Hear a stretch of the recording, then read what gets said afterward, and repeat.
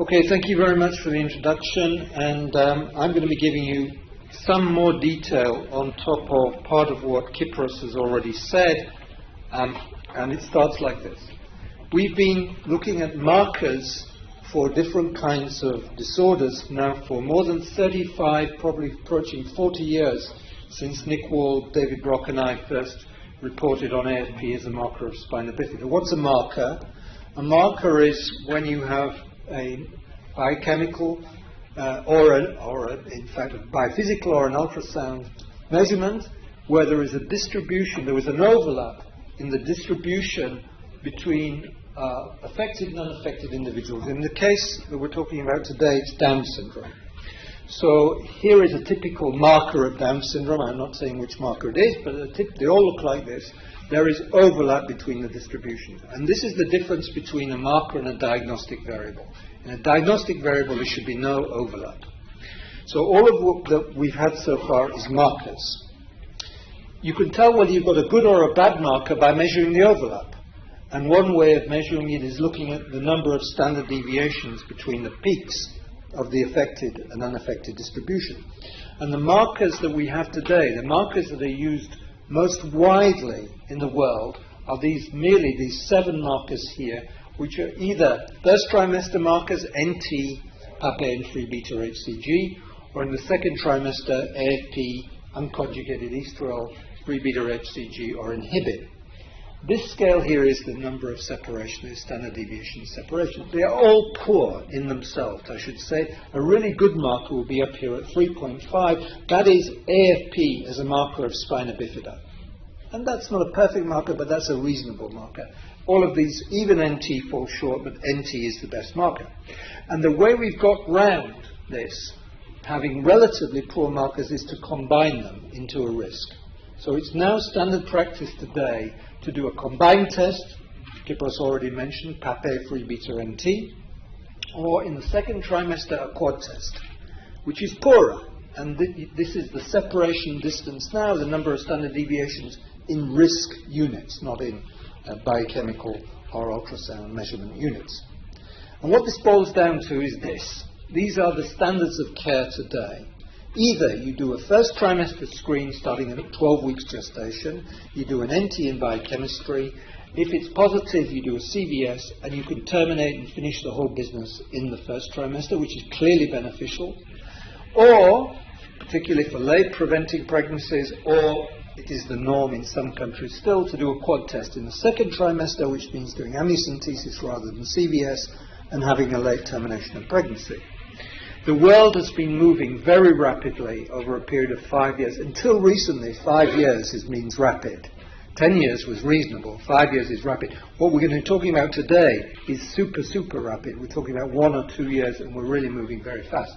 But this is the status quo ante. Either a first trimester test or a second trimester test look like this. And the detection rate for a fixed false positive rate of 5%, 5% of women needing an invasive procedure. In the first trimester, it can go as high as 90%. In the second trimester, you'll only get 70%. If you want to do a 1% false positive rate, you've got to have a large drop in detection. There's a trade-off. Choose one or the other, detection or false positives. That's been the case until now. People have put forward the idea of improving this by why not do both first and second trimester? That's not a surprise in Israel. Everybody has everything, do everything, and then have an amniocentesis. But in the rest of the world, that's not what it's like. It's a matter of using this information optimally. And the idea came forward from Nick Wald, an ex-colleague of mine, to, if you're going to do it then and then, why not measure all of the markers, except don't repeat the free beta. Why do it twice? It's like buying 2 copies of the newspaper to find out what's going on. So let's measure Papain and free beta in the first trimester and the quad test in the second trimester, but don't interpret the results until you've finished that process. There are 2 problems with that. One is ethical. Can you really not reveal intermediate information to a patient? The other is practical. Can you actually see an extremely large nucle and not do anything about it? And you will miss having a first trimester diagnosis, which I know in Israel is not the norm, but elsewhere first trimester has become the norm. But there is an advantage to this sequential screening process, and the best way to do it is this way, which is called contingent screening.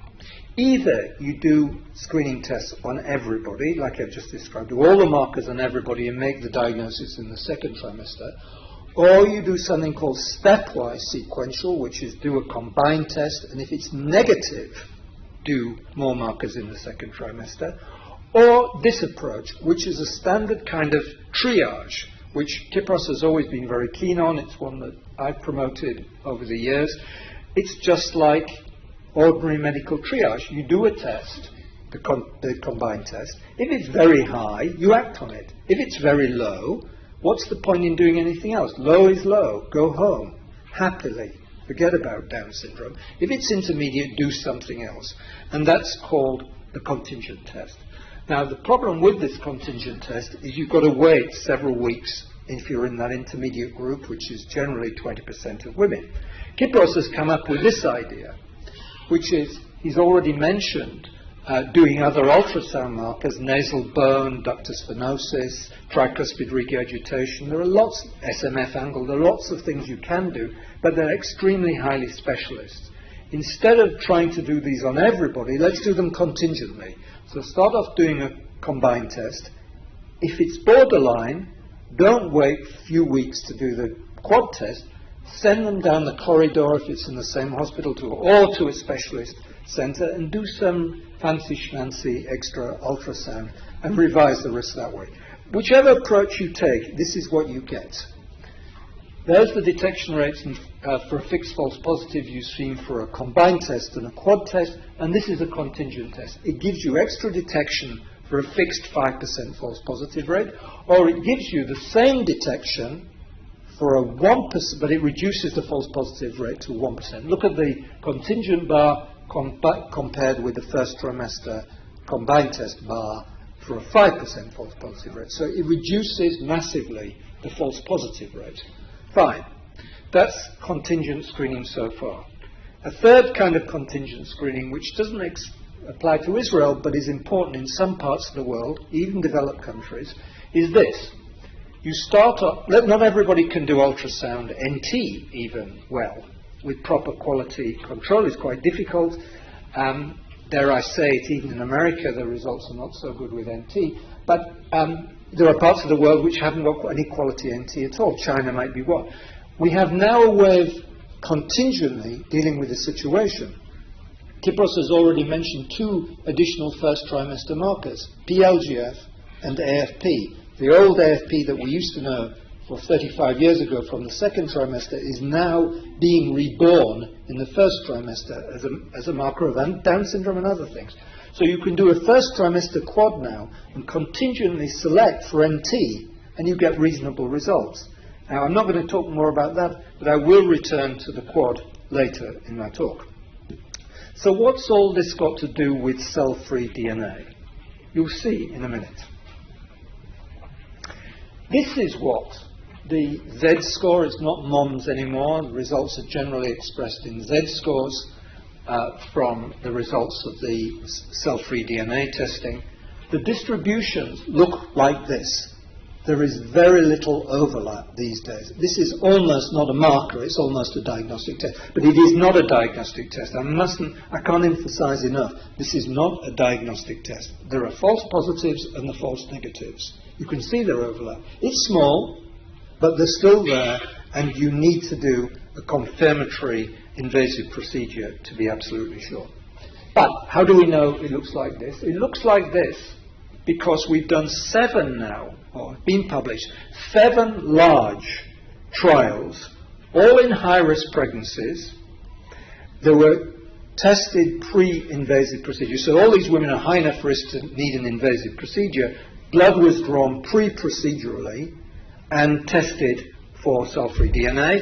In those studies combined, there are nearly 600 cases of Downs and over nearly 5,000 normal pregnancies. And that's why we know what the detection rates and false positives look like, all in high risk. Therefore, the various bodies now have published guidelines on cell-free DNA screening. not testing. Some call it NIPS, NIPT. We're now calling it cfDNA screening. 5 groups, including my own International Society for Prenatal Diagnosis, have produced reports, and they've all said this technology works for Downs, but it should only be used, at least initially, on high-risk pregnancies. Why? Because the studies were only in high-risk pregnancies. But as I've said, this field is moving extremely rapidly.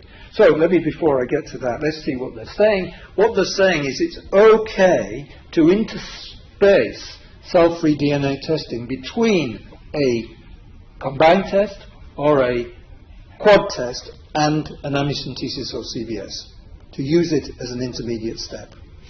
And it's all right also to use it in women who are old, however you want to define old, rather than do any of these tests. And it's okay even to use it if you've got ultrasound markers, so-called soft markers of aneuploidy, and then use it. So that's where we are of about a year ago as these reports have come out.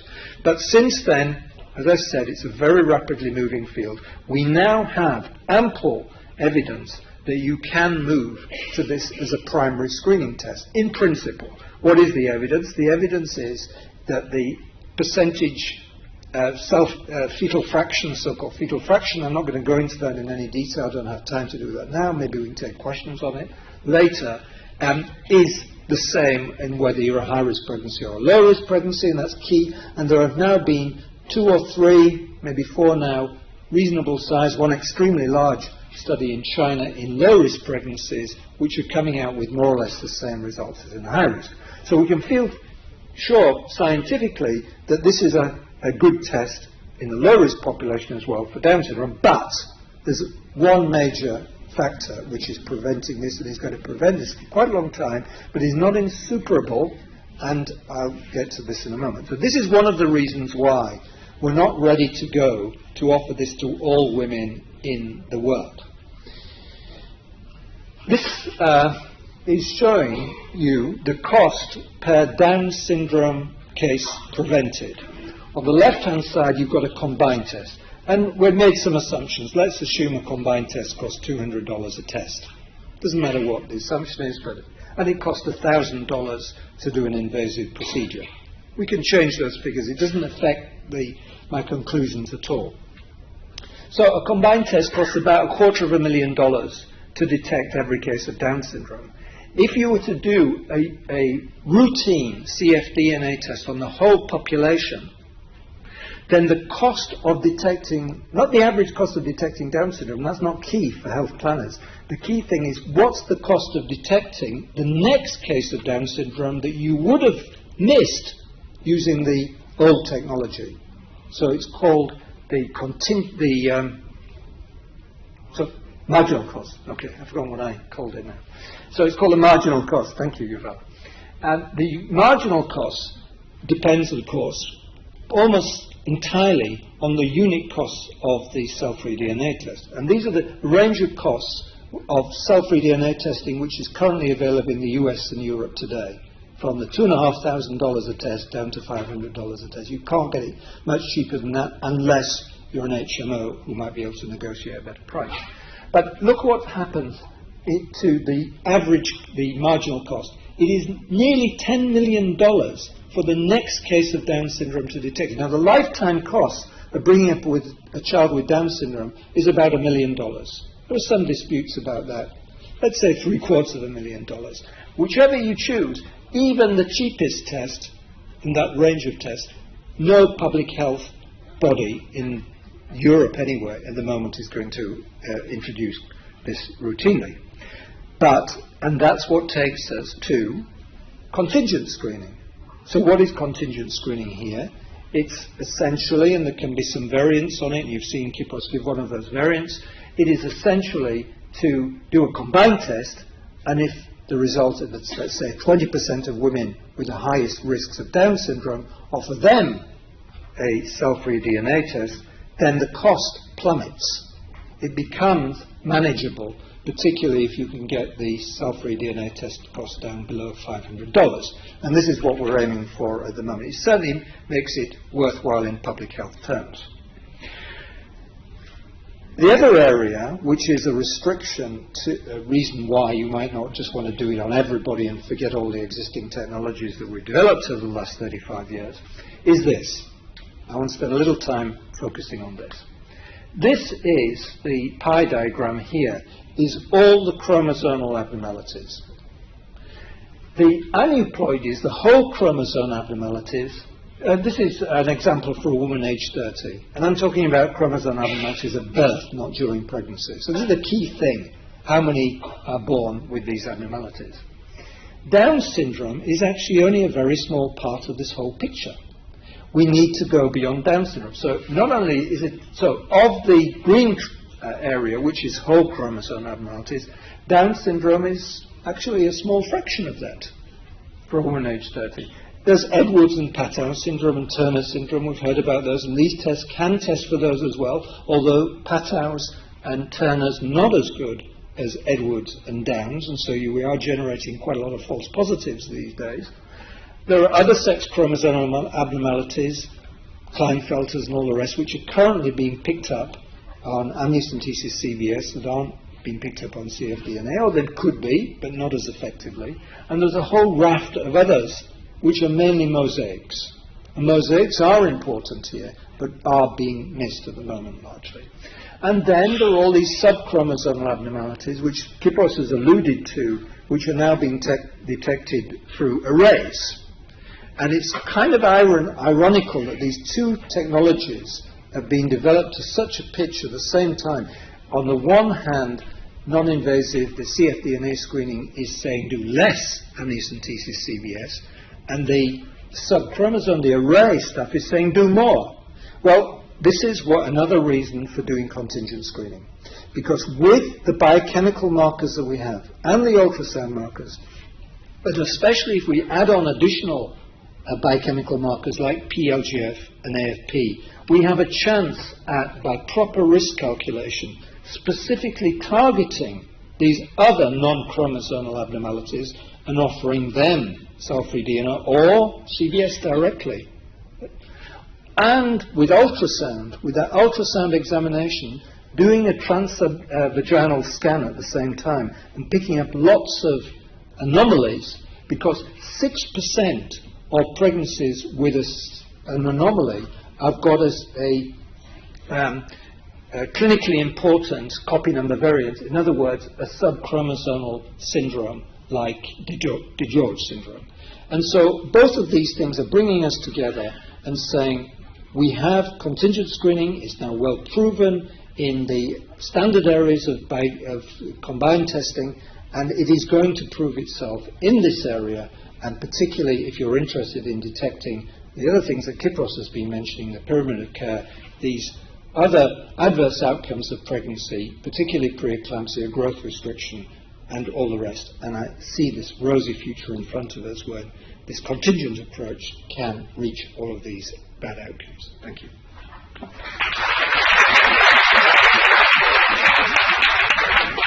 Thank you, Howard. We are quite late because all of you wanted to see the sunset, so we have to gain some time. We'll move to the next presentation, and that's going to be given by Professor Larry Platt, again a very known figure here in Israel. Dr. Platt is a professor of obstetric gynecology and the David Geffen School of Medicine at UCLA and director of the Center for Fetal Medicine and Women's Ultrasound in Los Angeles. He is the past president of ISUOC and the recipient of its highest honor, the Jan Donald Gold Medal Award. Dr. Platt has been elected to numerous professional organizations, including the Society of Gynecological Investigation and the American Gynecological and Obstetric Society. He is the past president of the American Institute for Ultrasound Medicine and the Los Angeles OB-GYN Society, treasurer of the Maternal Fetal Medicine Foundation, and board member of the Society of Maternal Fetal Medicine. Dr. Platt has published over 300 peer-reviewed publications and 7 books. Steve, she's getting your public. I'm gaining time here. He was one of the founding editors of Ultrasound in Obstetric Gynecology, and now you have your lecture, so I can move.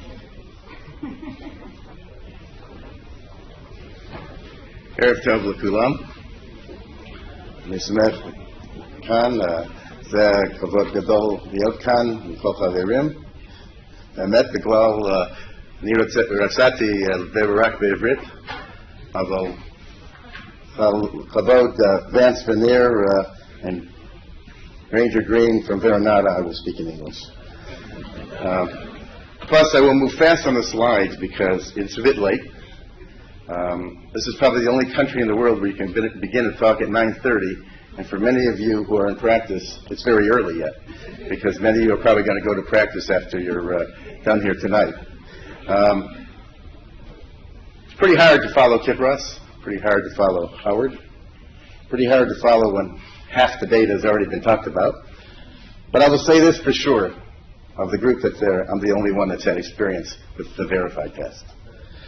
Having worked with Veronata and having worked on the preliminary studies, the clinical studies, I think what you're going to see is what distinguishes this test from the others that are available. And clearly, like Howard has said, this has really been a dramatic change of practice for myself, others in the United States, and throughout the world. So let me move quickly. I think we know that what Howard has already talked about and the changes that are there in Kipros with the about 16% excess things, the chromosomal findings that we cannot find. I think it's pretty clear. We've gone through this already, so I'm not going to focus more on what their contingent tests are. I think I want to point out how I'm going to bring this issue to safety. And people have talked about reduction of amniocentesis. I'll add the reduction of chorion villus sampling, which we certainly do a lot of them. But let's not forget one thing. None of these tests are 100%. CVS and amniocentesis will carry and miss things, just like you've heard the comment about the microarray study. You can get a beautiful chromosomal study and have a baby that has severe neurologic deficits. And the data that I'll show you that they alluded to is the data that I participated in the study as well, the Ron Wapner microarray study. It was published last December in the New England Journal of Medicine. That showed, indeed, as I'll show you, 6% excess severe neurologic deficits in an ultrasound detected malformation in the presence of a normal karyotype. But perhaps more frightening to all of us is 1.6% microarray abnormalities in the normal ultrasound and the normal karyotype. So nothing's 100%. And clearly the continuum is here, the continuum of care showing the difference between the screening to the diagnostic tests that are there. I think we all know what we're trying to do with this test. We're trying to reduce false positives. We're trying to reduce the risk to the patient, to the fetus, to the mother, because amniocentesis carries a risk to both. CVS carries a risk to both. And I think what we want to do is really get that high detection rate that everyone has talked about. Briefly, let's go through the technology that's there. We know that there are fetal cells in maternal circulation. For decades, we've been trying to identify them and really capture them and be able to capitalize on the information that we should be able to obtain. But only perhaps through the Human Genome Project this has become really possible. There are billions of cells, as we know. Cell-free DNA represents 2 to 20% of the total cell-free DNA in the patients. Remember, the pregnant patient themselves has adult, maternal cell-free DNA. It's not all fetal cell DNA, and that is the issue of fetal fraction. I think very clearly we know that it's released through apoptosis, usually through the cytotrophoblastic cells that are there, and perhaps that may be one of the explanations that you hear and you'll read about the mosaicism that may remain from the findings of cell-free DNA, the discordances that may be present. And it can be detected as early as 7 weeks gestation. Most of the tests, however, is recommended after 10 weeks gestation for a variety of reasons. And again, it has as much to do with fetal fraction as anything else. And the most important part to realize, because the question has always been asked, how do you know it's not from a previous pregnancy? The half-life really is very short, and it is essentially undetectable fetal fraction hours after that patient delivers. A very important concept. What do we do, and what is the difference between this technique that the Verify uses? It uses mass parallel sequencing. We obtain and recognize the cell-free DNA. The fragments are then sequenced in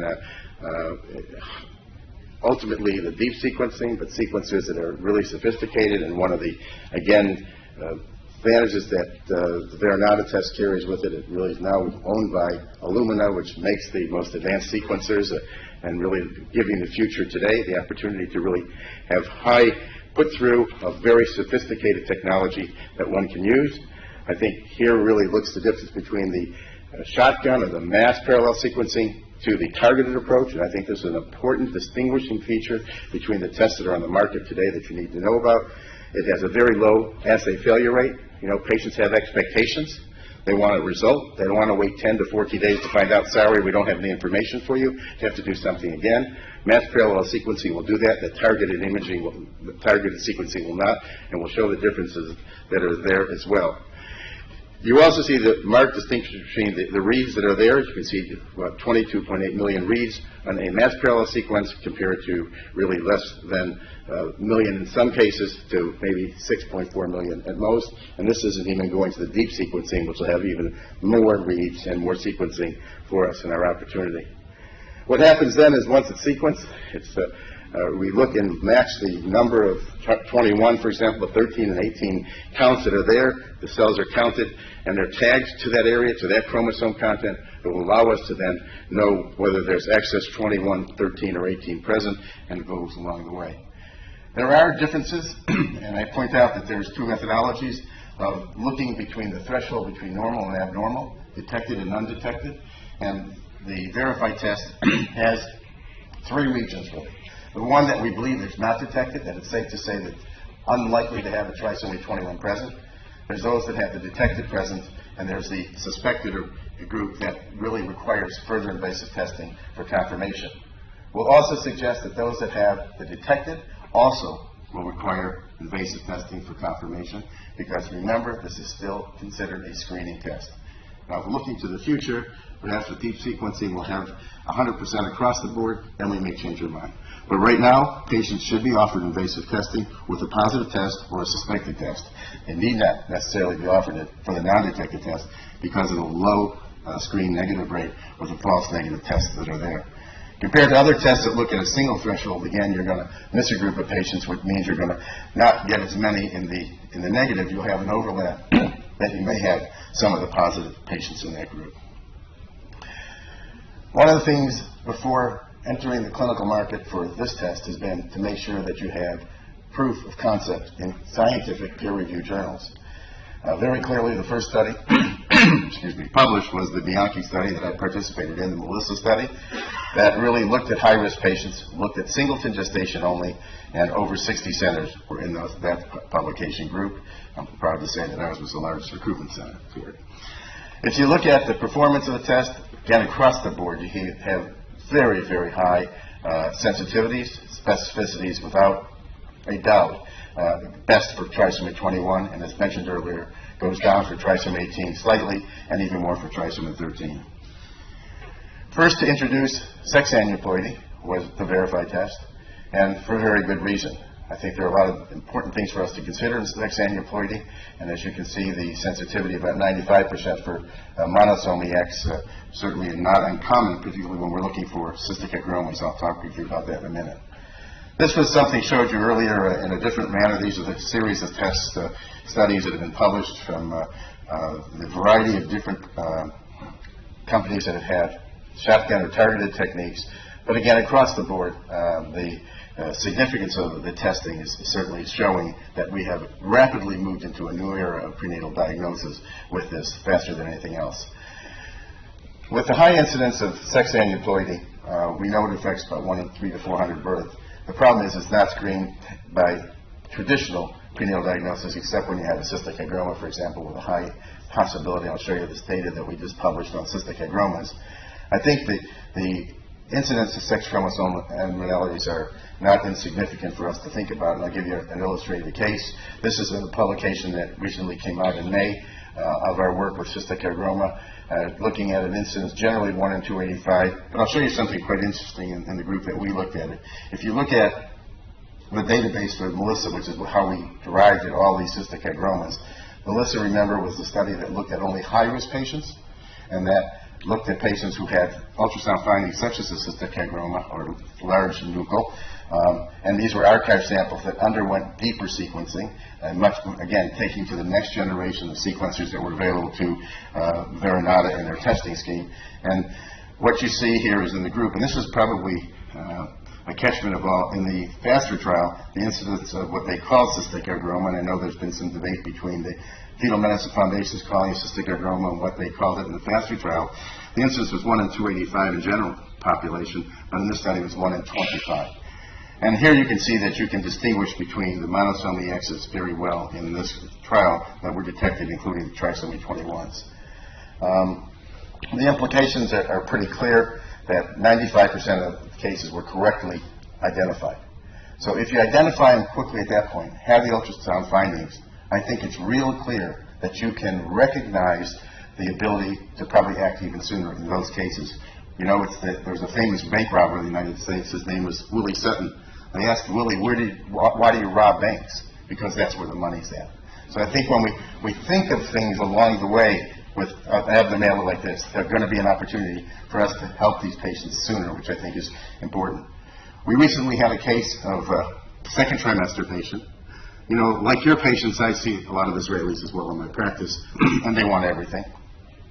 Patient had an ultrasound which showed a male fetus. The patient had a Verify test that showed a 46 for the XY, okay? And the chromosomes came back 46XX. Okay, so what should you think? Well, first you think lab error. Yes, you should always think, could there be a lab error? Well, there wasn't a lab error. It was infected. What should you go next? The geneticist in the room should pick this up immediately. Okay? That's our Y region, right? There's a translocation in the X with the SRY region. Indeed, when you did a FISH, there was an SRY abnormality, a mutation in the gene. So here was a case where the Verify test helped us look to the right diagnosis in these cases. Again, giving some added advantage of what we can do with these tests. And that's the discordant test. Real world experience. This is something very important for all companies to do, which I worry about some not doing. I think very clearly what Verifiy and Veronata has done is it took its own lab data, where none of us are involved, just their own laboratory, looking at their initials experience and showing the predictive values. And here you can see 99.8, 99.9 negative predictive value, impressive 5.1 days turnaround. Obviously, if your samples are going to the U.S. for it, it will take a little bit longer. And assay failure rate, very important, of 0.7%, which is even lower today, a very important component. What do you think? And I'll skip this for time's sake. I believe there's no doubt in my mind that NIPT is a game changer. The next series of slides that I'm going to show you is some experience in the U.S. with what impact it's had on our clinical practice. This is the clinical impact it's going to have on your practice, I can assure you. If you look here, this is Alfred Abu-Hamid, who works on the advisory board with us, the chair at Eastern Virginia Medical School. This is his trend of what's happened with CVS, just for the implementation of NIPT. You can see that it's going down in 2013. This is my practice's invasive testing from 16 months before NIPT, to your left, to after NIPT. Look at the numbers of cases that you can see per month. They're dramatically changing following the introduction in the clinical world of NIPT of our patients. It follows a direct relationship between the patient. If you look at other ways to look at it, the state of California has a public health program that controls first and second trimester screening. It's called Prenatal Diagnostic Centers. It's the state of California's program. And patients who have a screen positive, and that comes from many primary obstetricians, primary care providers, they have to be referred to a prenatal diagnostic center such as ours. And as you can see, this too is divided between before NIPT and after NIPT. So in that group between the 16 months, there were 283 procedures performed out of 362 patients that were seen before. There were more patients seen after the next 16 months, after the NIPT, 446. But you can see here that these are patients that have positive screens for trisomy 21, not the open neural tube defects. The number of procedures went down from 262 to 238 in that short period of time, while the numbers of patients seen went up dramatically. Already, in those patients who are carrying a high risk, already going away from invasive testing just because of the results of NIPT. All of our patients have genetic counseling before and after results, so this isn't just saying take the test and walk away. We have a comprehensive program that allows them to do that. If you want to look at this in another way for impact, look at this one. NIPT, yes. NIPT, no. No diagnostic procedures in the NIPT group you can see on your left, significant out of the group of patients, versus the ones who have no NIPT, who have no diagnostic procedure. Kind of the reverse way to look at it.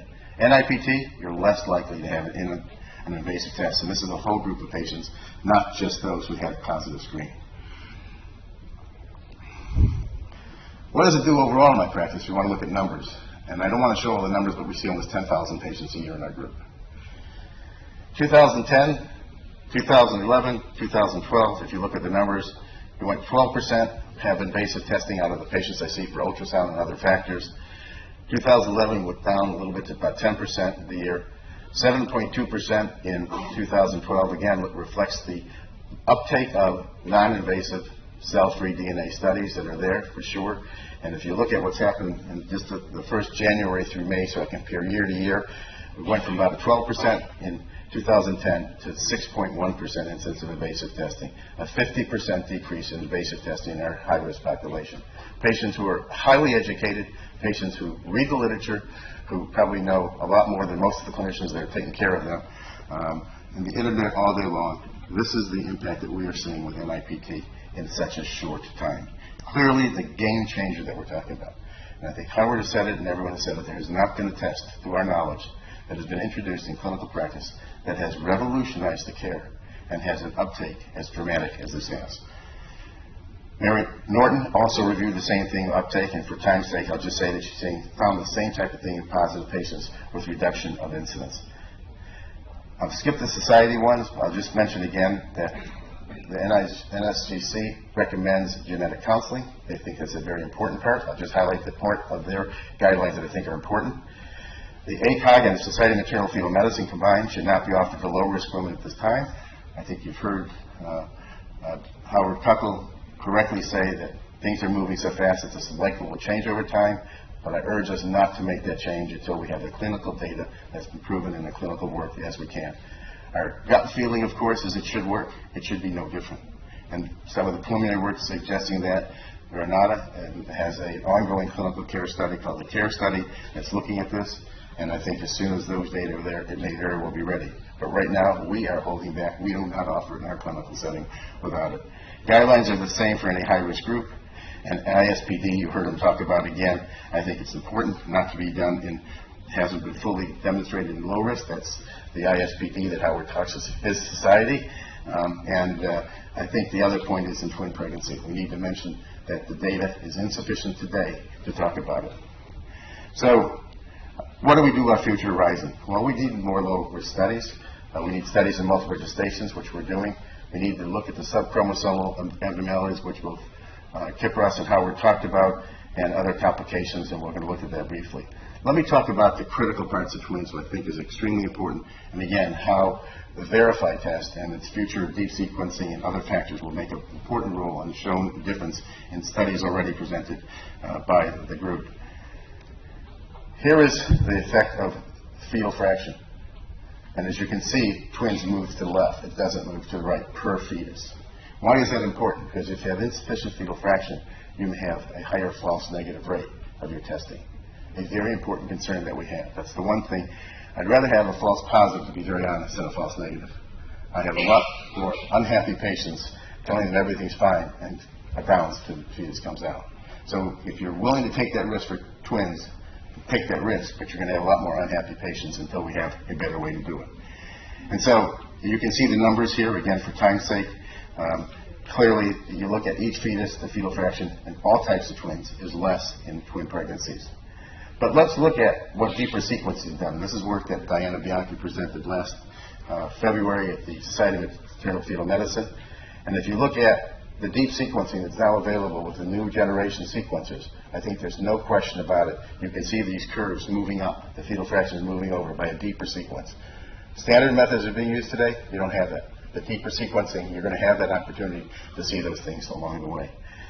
So I think we're going to need that verification ongoing of deeper sequencing to be there. And this is Kip Ross's study on low-risk populations. I think you're going to see more of those come along. And again, more data will be important for us.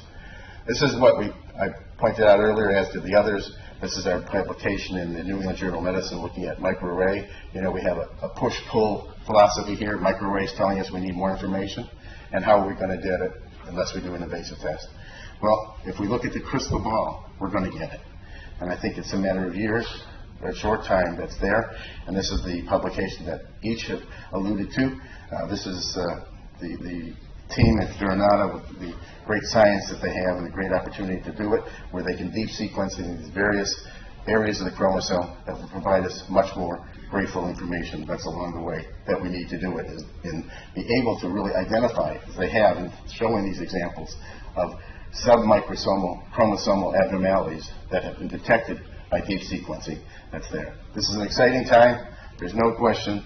Advancement in ultrasound technology, NIPT on cell-free DNA maternal plasma has really revolutionized what they've done. It's done it in a very short period of time, but all I can say is hold your chairs because it's moving even faster to provide us the deficiencies that we think are present, to be able to provide that all in one by a simple one blood sample, one tube, in a short period of time, in a 4 to 5 day turnaround time. And finally, how does it make it safer? I think we said NIPT, the 4 closing points are, broadens the available prenatal testing options for women. It offers an alternative to invasive diagnostic tests for women screen-positive fetuses that we talked about, with very high sensitivities and specificities for trisomy 18 and 21. NIPT offers reassurance to those women for whom invasive diagnostic testing was not an acceptable option. I think you heard Ron mention of that T population, that invasive testing may not be an offer to them, an opportunity. They may not wish to have it. Other women, the average IVF patient does not want invasive testing in our population. Some go through with it reluctantly. Clearly, NIPT offers them this incredible opportunity non-invasively to do it. And again, it removes the risk of clearly invasive testing, which inherently carries the risk, as we know. Thank you very much.